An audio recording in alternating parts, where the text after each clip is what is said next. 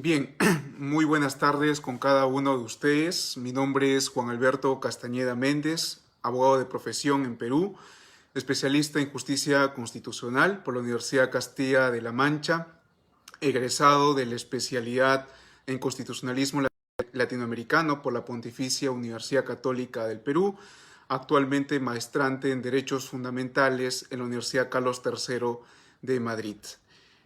No antes de empezar o en todo caso de proseguir con este acto protocolar, dar mi agradecimiento al doctor Jorge Luis Matos Mejía, director de DPI y vicepresidente de la Federación Iberoamericana de Abogados FIA, capítulo Colombia, al vicepresidente general Francisco Morales Olvera de la FIA en México y al doctor Antonio Loyola, presidente de la FIA con sede principal en la Ciudad de México. Asimismo, mi gratitud al grupo de investigación Frater Juris de la Universidad Popular del César y al grupo de Derecho Informático de esta misma institución que está realizando el apoyo y acompañamiento como en las diversas entidades públicas y privadas. A ellos mi gratitud, como también a ustedes que tienen a bien, pues, de alguna u otra manera, darse tiempo o espacio a estas alturas de nuestras agendas para compartir algunos puntos, creo yo, importantes en gran medida, si se puede ver así, el tema de la utilidad de la construcción del lenguaje jurídico. Lo que voy a hacer a lo largo de estos minutos, cortos minutos, que no les tomaré más de 15 o 20 a más, es compartir un pequeño trabajo de investigación donde se recogen algunas apreciaciones ya trabajadas al respecto junto a otros colegas respecto a la construcción del lenguaje jurídico que surge a través de uno de los pasajes o en todo caso uno de los diálogos que se encuentran en la obra de Alicia en el País de las Maravillas, estrictamente a esa conversación o ese diálogo que sostiene Alicia con una paloma y esa acusación que hace la paloma a Alicia de que es o no es una cobra, ¿no? Esto ya lo vamos a detallar un poco más. La idea es que en ese diálogo tan pequeño se va a basar esta idea de estudio de la construcción del lenguaje jurídico, partiendo de algunos postulados filosóficos muy breves, repasando desde Wittgenstein, Gadamer y Habermas, entre otros. Entonces, con esas apreciaciones iniciales, empezaría de pronto compartiendo algunas apreciaciones críticas introductorias, como son las siguientes, ¿no? Alicia en el País de las Maravillas, como ustedes sabrán, fue escrita en 1864 como un regalo de Lewis Carroll, al menos con su seudónimo, como un regalo a la segunda hija del diácono del Church Church en Oxford, iniciando esta obra, se puede percibir justamente cuando Alicia empezaba a estar harta de seguir tanto rato sentada en la orilla junto a su hermana sin hacer nada, ¿no?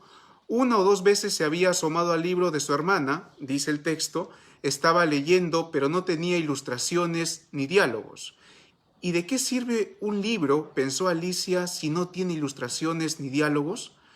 Así que estaba considerado si la delicia de tejer una guirnalda de margaritas la compensaría con la molestia de incorporarse y recoger las flores, cuando de pronto un conejo blanco de ojos rosados pasó velozmente a su lado.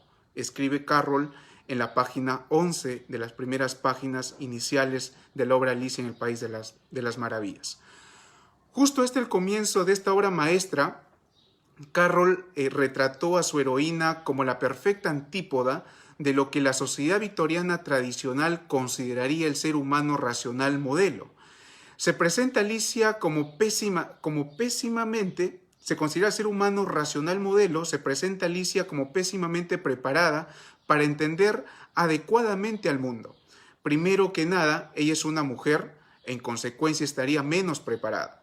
Como se creía frecuentemente en dicha época, ojo, es lo que se está apreciando de la obra. Para el pensamiento abstracto de los hombres, los ciclos hormonales y la agitación emocional que esto supuestamente conllevaba, presumiblemente hacia las mujeres más educadas para las tareas concretas y triviales de los quehaceres domésticos que para la especulación filosófica. Segundo, Ella es una niña, ¿no? Y por lo tanto carece de la agudeza de los adultos. En la sociedad vitoriana se enseña a los niños el autocontrol, se les manda a obedecer a aquellos que saben más hasta que sean lo suficientemente educados para formular y expresar sus propios puntos de vista. Por lo tanto, encaja muy bien en que ella es incapaz de ver utilidad alguna en un libro que no tiene imágenes ni conversaciones como el que su hermana estaba leyendo. Se presume que las imágenes y las conversaciones aparezcan después del todo, sobre todo en los trabajos de ficción, por ejemplo, novelas, libros para niños, los cuales rutinariamente imitaban la vida diaria y sus episodios pequeños y efímeros. Ellas están ausentes de los textos académicos o teóricos dedicados a discutir grandes ideas y propuestas. Alicia no puede valorar estos trabajos serios, pues al estar somnolienta y atontada, como bien lo diría Lewis Carroll en uno de los primeros parajes de la obra, carece de las habilidades necesarias para comprender y disfrutar la riqueza conceptual que contiene. Hasta aquí ha de entenderse correctamente que estas expresiones vertidas hasta este momento nos permite apreciar cómo es que Lewis Carroll nos coloca en un momento inicial de la obra el prejuicio sostenido que se mantenía respecto a lo que el día de hoy se conocería como la perspectiva de género, ¿no? La imposibilidad de, por el solo hecho de la condición de determinado sujeto, en este caso una mujer, quedaba en la imposibilidad de adentrarse en un entendimiento de pronto de figuras teóricas, complejas, filosóficas. La niña entonces parece en efecto poco inclinada a seguir el ejemplo de su hermana e involucrarse en una serie de lecturas de un libro útil, ¿no? Su sueño perezoso estaba en total oposición a lo dicho por Franklin en 1996, que dice lo siguiente: no pierdas el tiempo, ocúpate siempre en algo útil, corta todas las acciones innecesarias. En lo que algunos podrían calificar jocosamente como un estilo utilitario, la niña trata de decidir qué hacer sobre la base del balance entre la cantidad del placer y el dolor que se derivará de sus acciones. Ella, Alicia, entonces estaba ociosa, somnolienta y atontada cuando tan inesperadamente como siempre la realidad golpea, un conejo blanco vistiendo un chaleco corre por ahí y lo obliga a responder instintivamente una misteriosa nueva realidad. Dicho paraje literario resulta muy significativo e introductorio a nuestro tema, toda vez que la novela de Lewis Carroll, Alicia, es capaz de darse cuenta de las incongruencias, de estas incongruentes complejidades de la vida diaria, solo porque, a diferencia de su hermana, ella está mirando externamente al mundo, a su alrededor, no internamente hacia los discursos que sostiene al mundo. Es decir, lo que se procura atraer de esta obra de Alicia en el País de las Maravillas hasta este punto introductorio es poder analizar o aproximarnos de manera integral u holística sobre el objeto de estudio, en este caso, sobre el derecho respecto a su construcción del lenguaje. Si hubiera estado absorbida como su hermana en leer el libro, el conejo blanco hubiera pasado junto a ella sin haber perturbado sus certezas, que es otro punto de lo que se quiere también de pronto afrontar a lo largo del trabajo, toda vez que la dinámica o la naturaleza del derecho atiende justamente a buscar reflexiones de pronto frescas, pero también serias, en el estudio tanto de la teoría del derecho como también de sus instituciones. Esto es una reflexión crítica y de pronto no caer en dogmas que de alguna otra manera esta cristalización de ideas pétreas hace, creo yo, bastante mal al derecho. Ahora bien, con esta introducción pues entraríamos a algunos apuntes bastante importantes que quiero compartir en esta oportunidad. No parece haber mayor dificultad, ¿sí? Y esto creo que se ha visto en varias partes de las facultades de Derecho sobre el concepto del derecho, ¿verdad? En gran medida preguntarse qué es el derecho para un gran sector se toma como una expresión seria en comprender de pronto a través de estudios, investigaciones, inclusive discusiones que ha habido al respecto, pero para otro sector pues de pronto se pueda basar en un tema inicialmente jocoso, toda vez que se pregunta en las facultades qué es el derecho y no se acepte inicialmente esta idea ya bastante circulada de ser un conjunto de normas. Pero para efectos de este trabajo, responde en realidad que ese concepto de pronto sencillo o de pronto trillado resulta importante para entender cómo se construye el lenguaje jurídico y cómo podemos discriminar algunas instituciones y reconocer cuál es el manejo o el constructo del lenguaje jurídico al día de hoy, ¿no? Entonces, no parece haber mayor dificultad en aceptar una definición mínima del derecho como el conjunto de normas que busca inducir al hombre en una convivencia ordenada. Esas normas tienen la función de establecer de modo general lo que se debe hacer y lo que se debe evitar, en vista de un orden teleológico y de una pauta de valores relativamente estables. Es también muy antigua la vinculación de la idea del derecho a la de racionalidad, como instancia apta para el control de la producción y aplicación de esas reglas. Pero acá cabe hacer una pregunta. ¿Cuál es la idea de racionalidad que atiende el derecho? Esta es una de las preguntas que vamos a responder justamente desde el diálogo de Alicia que tiene con la paloma y que ya en unos minutos lo vamos a precisar. No antes, ustedes recordarán respecto a Aristóteles.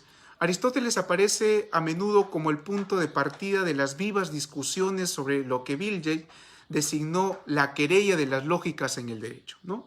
Y toma como referencia las dos lógicas de Aristóteles. Por un lado, la lógica demostrativa y la lógica dialéctica.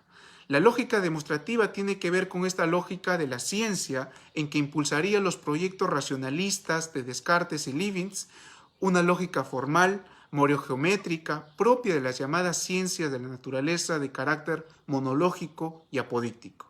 La segunda lógica, que tiene que ver con esta lógica dialéctica, conocida también como una lógica dialogal, plurisubjetiva, que parte de las premisas opinables de opciones múltiples y contradictorias, lo que muchos usan en un tema de debate, en la búsqueda de una respuesta antes que correcta, una respuesta justificada.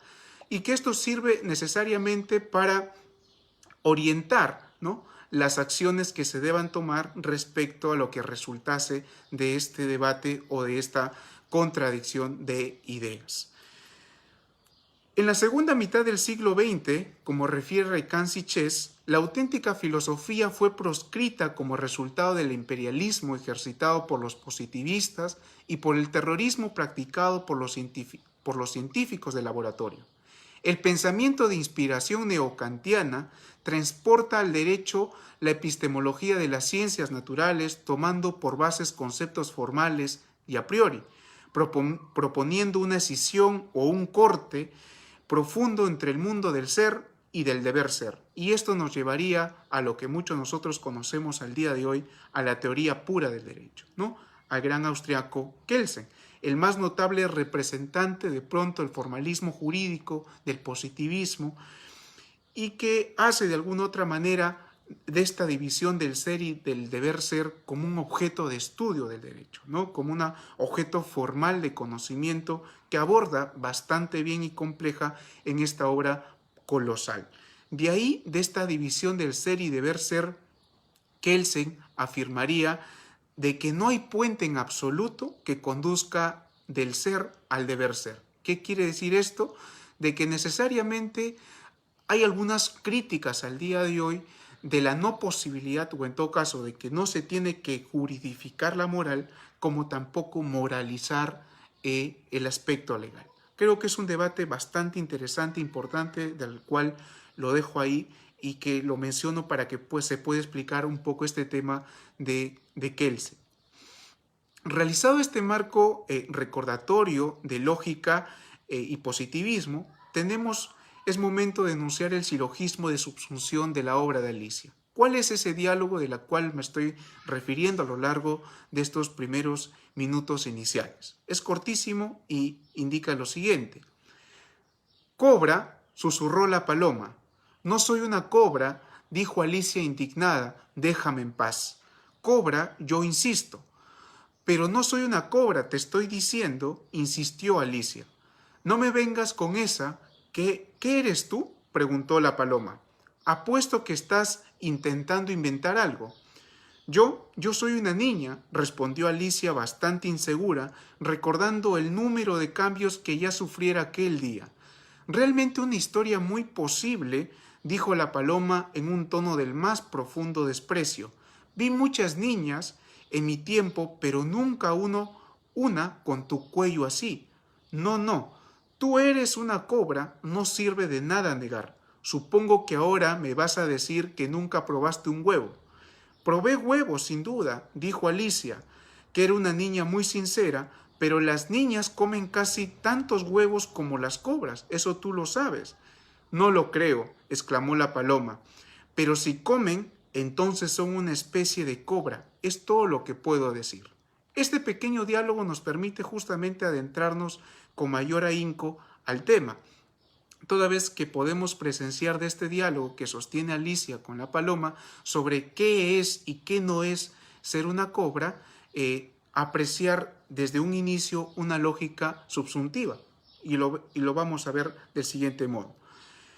En el diálogo entre Alicia y la paloma, el raciocinio judicial, según los formalistas, no es más que un silogismo en donde la regla constituye la premisa mayor y el hecho la premisa menor, y en que subsumida aquella determina la conclusión necesaria.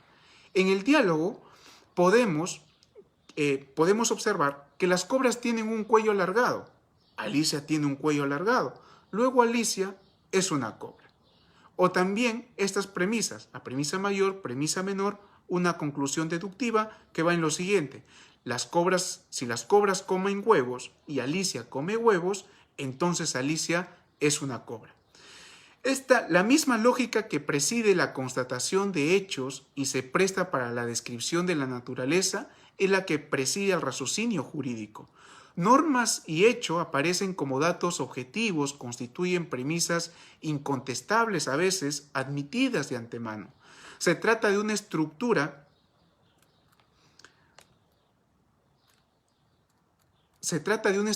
que apenas constata, que neutraliza valores en muchos casos, y dada la regla, el juez, repitiendo a Carroll, por ejemplo, indica lo siguiente: acepto dócilmente su comando, por más insensato que les pueda parecer. Esta frase que emite el juez, o en todo caso que hace pronunciar a un personaje como juez Lewis Carroll, nos hace recordar aquello de lo que decía Montesquieu sobre que el juez es la boca o el megáfono de la ley, ¿no? Y que tiene que ver mucho cuando existe el servilismo o el instrumentalismo de la judicatura a manos de una ley que muchas veces resulta injusta en su aplicación. Y que de ello, por ejemplo, podemos deducir una primera crítica desde ya en la obra Alicia en el País de las Maravillas respecto a este prototipo, ¿no?, de que el juez sea simplemente el megáfono de la ley. Por eso lo retrata en esta frase de que acepto dócilmente su comando de la ley, el dicho de comando, por más insensato que le pueda parecer, por más injusta que pueda resultar. Y de manera crítica y servil como el lagarto, otro personaje que aparece en la obra y que es parte del jurado en el caso, por ejemplo, del robo de las tortas de la reina, hace hablar Lewis Carroll en este personaje lagarto diciendo lo siguiente: tan útil en el juicio estando de pie o de cabeza, ¿no? En este caso tiene que ver mucho con lo que Lewis Carroll ha inmortalizado, una frase que llama primero la sentencia y luego el juicio, ¿no? Y esto es lo que retrata justamente el lagarto cuando dice tan útil en el juicio estando de pie o de cabeza. Claro, porque en muchas oportunidades ya se tiene, por decirlo así, un predictamen o una decisión judicial de por medio, donde a veces la audiencia sirve, en algunos casos, en todo caso en la mayoría de casos, para pues corroborar, en el mejor de los casos posibles, o sencillamente cumplir con esto lo que se ha llamado el debido proceso. Para desgracia de Villey, la vieja arte dialéctica, la vieja aptitud para el diálogo, cayó en desuso, abandonada por los modernos, ¿no? La palabra dialéctica fue confiscada para otro uso y el término lógica dejó de incluir en el método del diálogo. La segunda mitad del siglo XX, sin embargo, atestiguaría la revisión de los estatutos epistemológicos del derecho, con amplia crítica a la aplicación del método de las ciencias naturales. La concepción esencialmente axiomática del derecho moderno cedería espacio a una concepción discursivo-argumentativa de formación, lo que está existiendo al día de hoy, y aplicación del derecho, y a la progresividad y solución del paradigma del derecho formal burgués, principalmente después de la Segunda Guerra Mundial.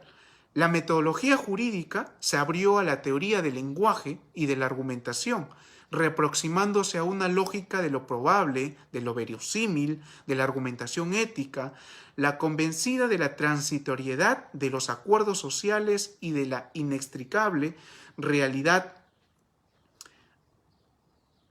complejidad de las relaciones que se trababan en un ambiente multifacético y dinámico en donde se confrontaban concepciones del buen vivir cada vez más diversificadas, conductibles a posibles esferas de libertad y autonomía.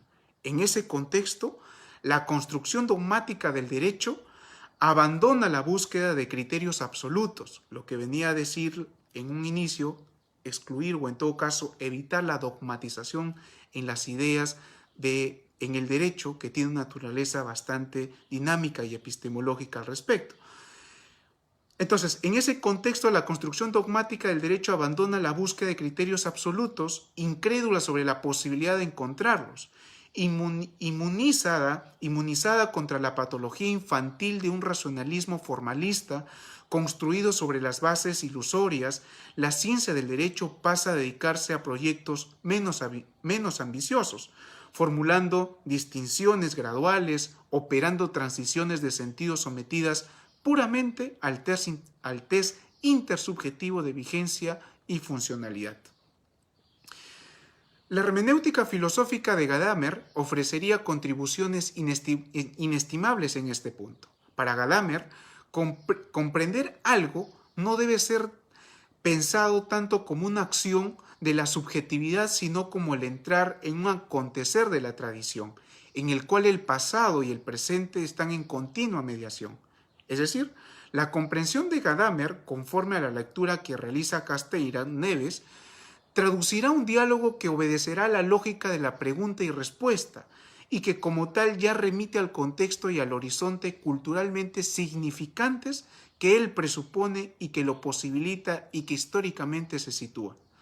La posibilidad de llegar al conocimiento de algo presupone una relación compleja que envuelve la dinámica de la acción comunicativa, la acción de los participantes de los juegos del lenguaje, diría Wittgenstein, además de estar predeterminada por elementos remanentes de experiencias socialmente vivenciadas y que constituyen condición de todo entendimiento posible.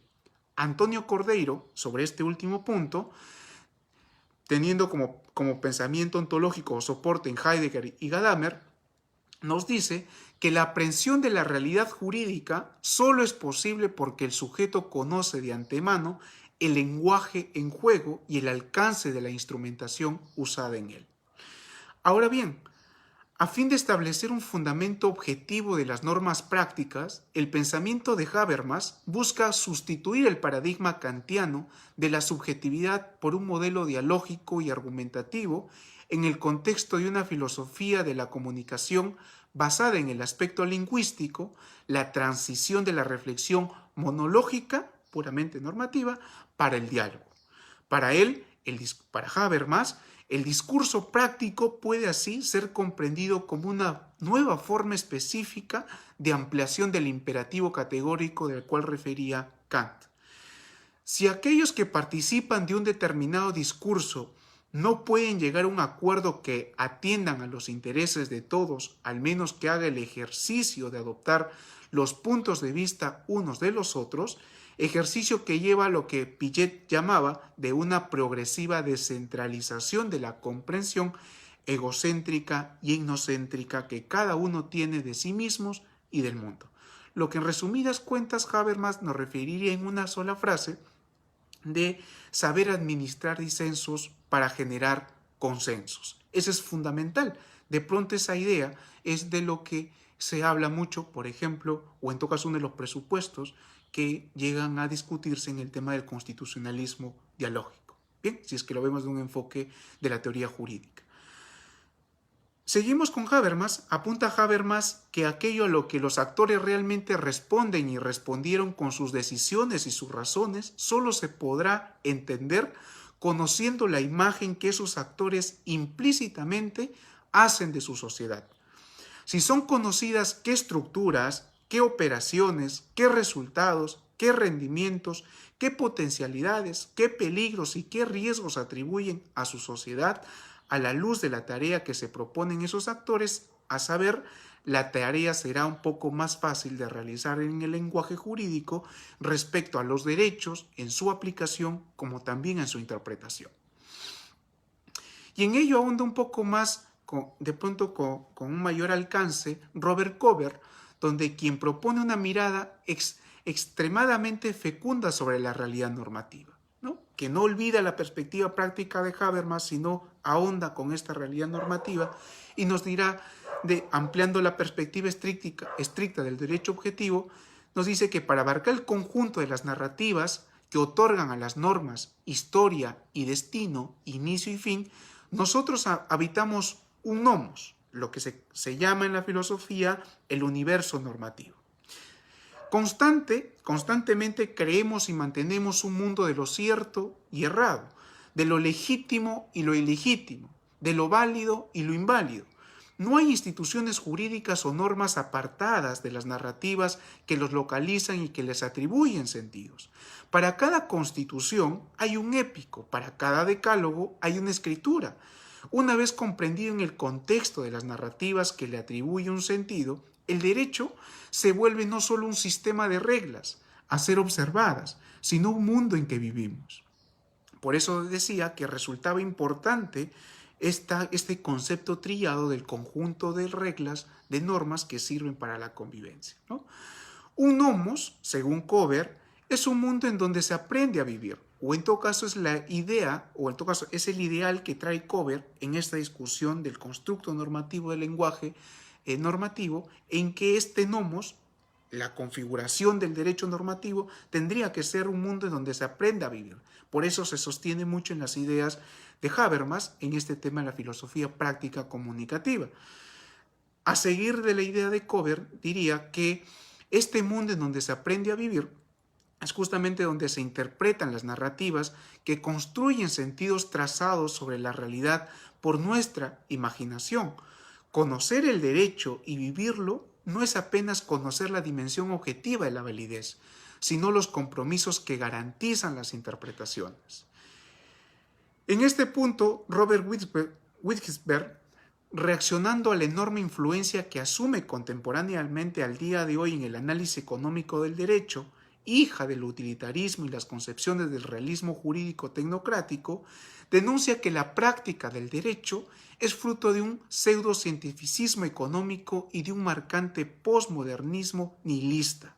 En su defensa, o en todo caso, una aparente defensa, pero complementando a esta lógica, en la obra Método Poético del mismo autor, conjuntamente con la obra Justicia Poética de Martha Nussbaum, recusa la neutralización del derecho en relación a valores, proponiendo la reaproximación por vía de la presencia de la literatura como elemento de la formación de los juristas en el sentido de un rescate de la ética perdida.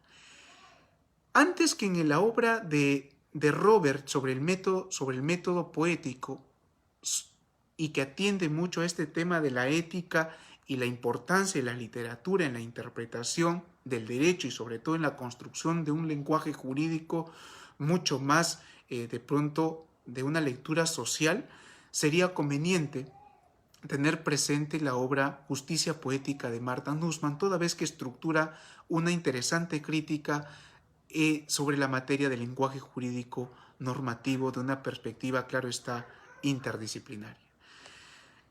Las múltiples narrativas que nos llegan de la literatura por ejemplo, en este caso Alicia en el País de las Maravillas de Lewis Carroll, no solo participan de la construcción y desvelamiento de un gnomo social históricamente denominado, sino más allá de ello, según Francois Oz, alimenta su constructiva ampliación proponiendo diálogos, mostrando la diversidad, realizando un trabajo de interpretación de lo jurídico, fragilizando los saberes positivizados sobre los cuales el derecho intenta apoyar su propia positividad.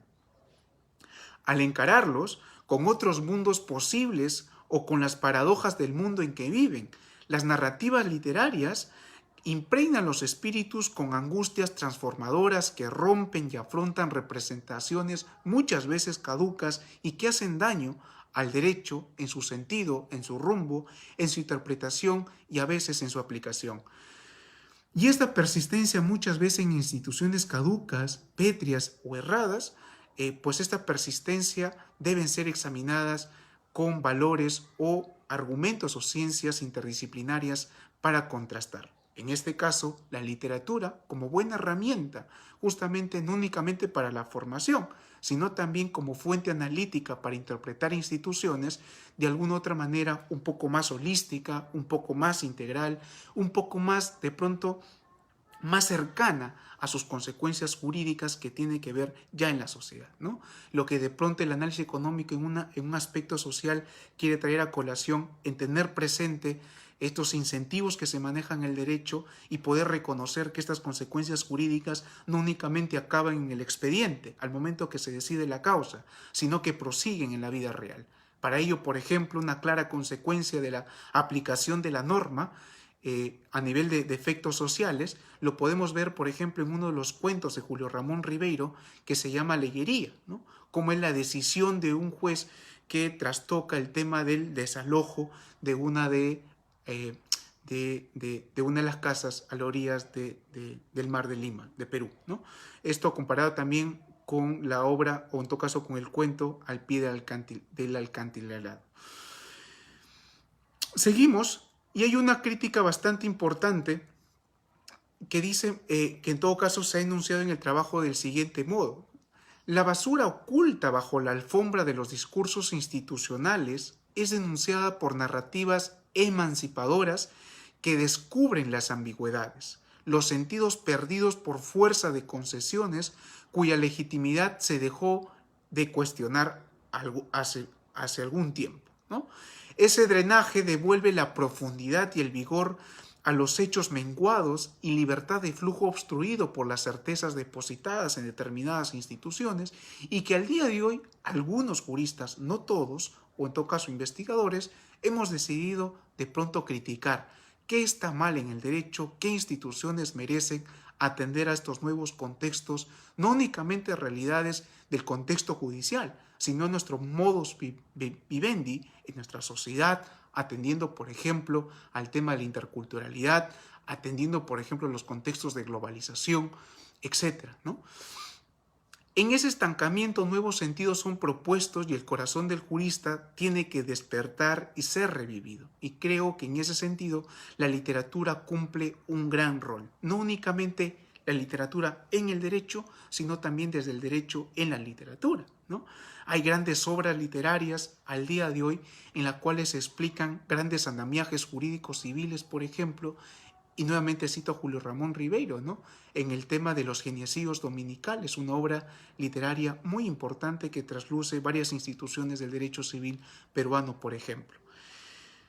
Si el lenguaje jurídico es metafórico en gran medida, como varios juristas lo han reconocido, en el sentido propuesto, por ejemplo, de Alessandro Giulini, es trabajo del jurista la corrección, actualización permanente de las metáforas, la clarificación del lenguaje, pasar la metáfora al concepto, a la definición en el tiempo, por ejemplo, la fijación de tiempo y espacio, por medio de un trabajo de colaboración colectiva en relación al caso.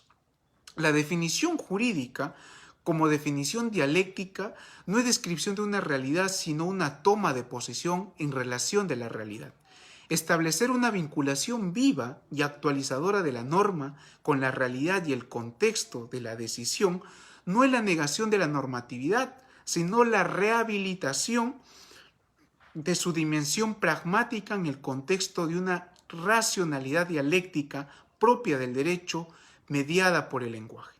El problema del lenguaje y de la construcción del sentido en el derecho se muestra aún más agudo por su carácter de obligatoriedad, de la relevancia práctica y decisoria. ¿Cómo hacemos efectiva una norma que sea obligatoria desde su lenguaje formal? Una de las preguntas, por ejemplo, que amerita o que ha meritado grandes otros trabajos interesantes al respecto, ¿no? En este punto, solamente para cerrar la idea, como refiere McCormick, la argumentación jurídica es como mínimo un tipo especial, altamente institucionalizado y formalizado de la argumentación moral. El propio orden jurídico aparece como una tradición calificada, fundada sobre principios de derechos que se formaron en la experiencia jurídica de las generaciones y por ellas fueron confirmados, así como los ideales de la generación viviente para la configuración del presente y del futuro en una formación de consenso que garantice su existencia duradera. En tal sentido, el derecho es una manifestación de opciones institucionalizadas, y aunque no esté protegido de su propia historia, se funda en sentidos construidos mediante la depuración cultural y no están a disposición del intérprete para un ejercicio siempre discrecional en un sentido fuerte. Por ejemplo, un gran avance en esto lo traería Miguel Reale al comprender al derecho como experiencia. Lanza las bases de una hermenéutica concretizadora, colocando su concepción tridimensional en conexión directa con la praxis y la historia. Importantísimo avance en el derecho, pero lamentable en no una aplicación o en todo caso una mayor atención y detenimiento en la interpretación y ejercicio al día de hoy. La expresión natural y la experiencia ética confluyen para una idea integral de la experiencia jurídica culturalmente situada, dejando de pertenecer a universos apartados e interpretándose como elementos culturales. La norma jurídica no es una mera estructura lógica formal, sino un modelo ético funcional que intrínseca y necesariamente prevé y envuelve el momento futuro de una acción vectorial y prospectiva concreta.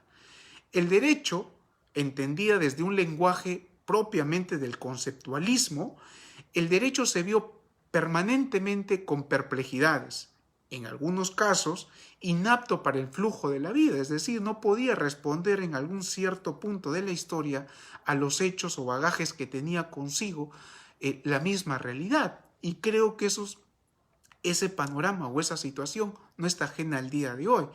¿Qué avances hayamos hecho respecto del derecho, por ejemplo, frente a la bioética, a la neurociencia? Que estas van en gran medida avanzando y el derecho tiene que ponerse al día sin más.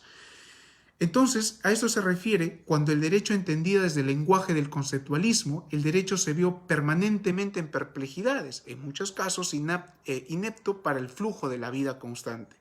Enfrentando ahora con su dimensión dinámica y creativa, parece perderse en el universo de las narrativas. En los discursos y las teorías al día de hoy sencillamente hacen de que lo que se ha llamado o se ha criticado en algún escenario académico como el triunfo de las teorías, ¿no? Ya no es de pronto la lógica de seguir un encauce serio para la consecución del derecho, de la justicia en un tribunal, sino más bien ahora lo que se busca es una adecuada teoría, una adecuada jurisprudencia que se pueda ajustar a los intereses para un determinado caso. Eso, por ejemplo, es uno de los casos que nos permite otear, criticar, denunciar desde una postura crítica e integral en el derecho.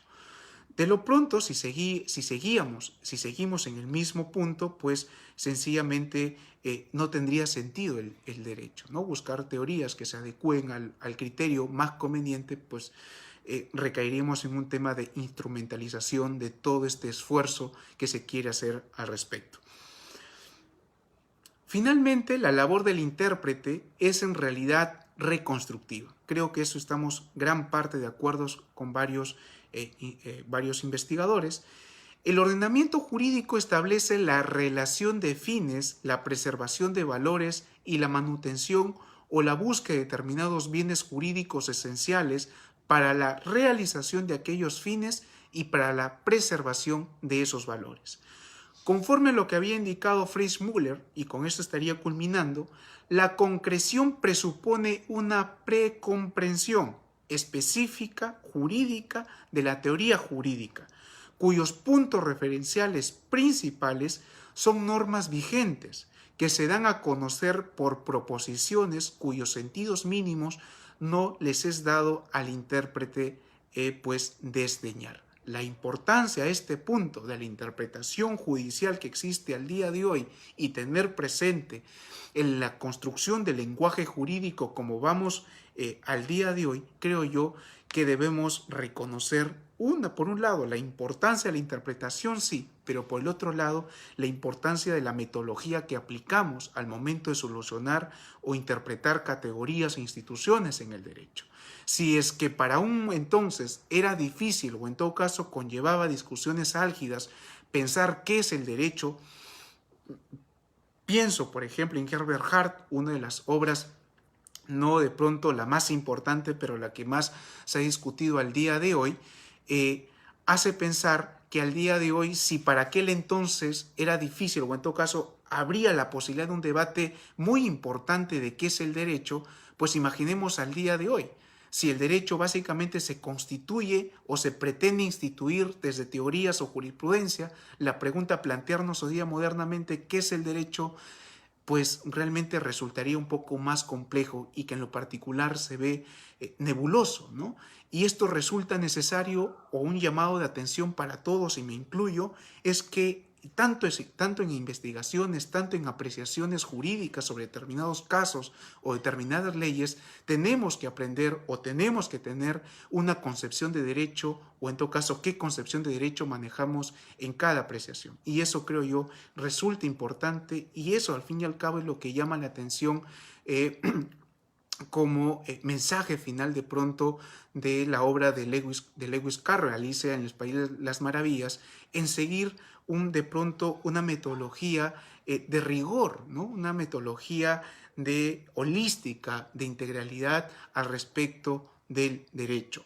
¿Que es importante? Sí es importante. El derecho no puede ser solucionado desde un punto de vista estrictamente legal. La ley nunca por nunca va a comprender todas las situaciones fácticas ni tampoco las soluciones del caso de manera completa. ¿Es necesario argumentar? Sí es necesario argumentar, pero sin perder el rumbo de esta ciencia del derecho que en varias oportunidades, como diría Carneluti, en algunas expresiones puede expresar las miserias del derecho con algunas decisiones en la historia o al día de hoy, pero genera en nosotros alguna esperanza a razón de nosotros mismos de que puede expresar varias bondades, ¿no? Eso es lo que quería compartir con ustedes y ya quizás el día de mañana estaría compartiendo el texto del cual me he basado para explicarles el día de hoy este pequeño trabajo. Son bosquejos para que se creo convenientes plantearlos para esta sesión. Sin más, cualquier consulta o duda, igual yo voy a dejar en los comentarios mi correo electrónico y reiterar mi gratitud a este espacio académico que tiene a bien en gran medida alegra en lo personal porque fomenta esta perspectiva interdisciplinaria y en segundo lugar porque esta obra de Alicia en el País de las Maravillas pues en lo personal marca una pauta, un antes y un después para pensar el derecho, ¿no? A veces pues en los cursos de introducción al derecho no se estila pues incluir al menos materias de literatura para comprender un poco más a qué dimensión o a qué ciencia me estoy acercando, ¿no? Y creo que eso es muy necesario, urgente al día de hoy con los nuevos, o en todo caso nosotros también ya como abogados, replantear varias capacidades metodológicas educativas como también capacidades de interpretación y aplicación del derecho. Sin más, les agradezco muchísimo por la atención prestada, espero no haberles quitado mucho de su tiempo y estas pequeñas apreciaciones hayan resultado de utilidad para ustedes y si no, pues las disculpas del caso correspondiente. Un gran abrazo desde Perú.